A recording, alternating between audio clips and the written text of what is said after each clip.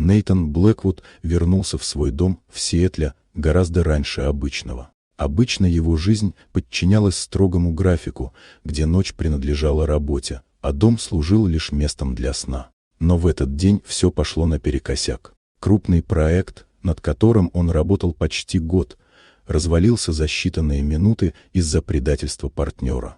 Финансовые потери были ощутимыми, а привычный контроль над ситуацией впервые дал трещину.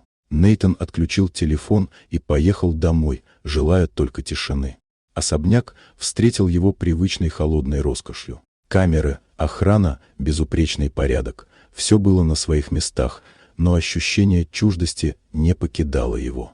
Поднявшись в свою спальню, он заметил включенный свет, который всегда выключал заранее.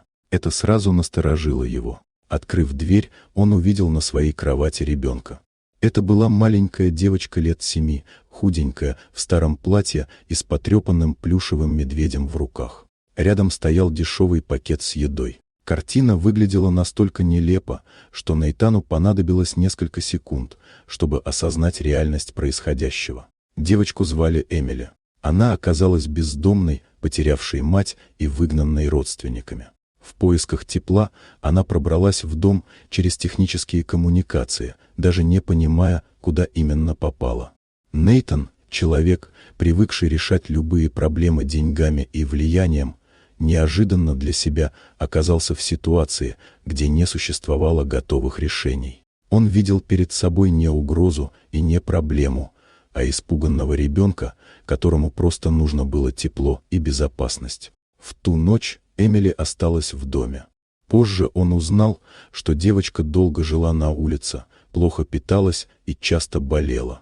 В доме появились врачи, социальные службы и юристы. Все решалось быстро и четко, как бизнес-процесс, но на кону была не сделка, а человеческая судьба. Постепенно пустой, почти музейный особняк начал меняться. В нем появились детские вещи, рисунки, запах домашней еды и непривычное ощущение жизни. Со временем прошлое Нейтана напомнило о себе.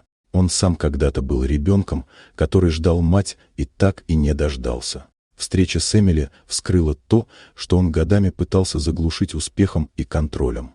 Он понял, что, спасая ее, на самом деле спасает самого себя. Спустя несколько месяцев он официально стал ее опекуном. Для мира это было всего лишь оформление документов, но для него точка, после которой возврата к прежней пустоте уже не существовало. Дом в Сиэтле перестал быть крепостью одиночества и стал местом, где впервые за много лет Нейтан Блэквуд почувствовал, что живет по-настоящему.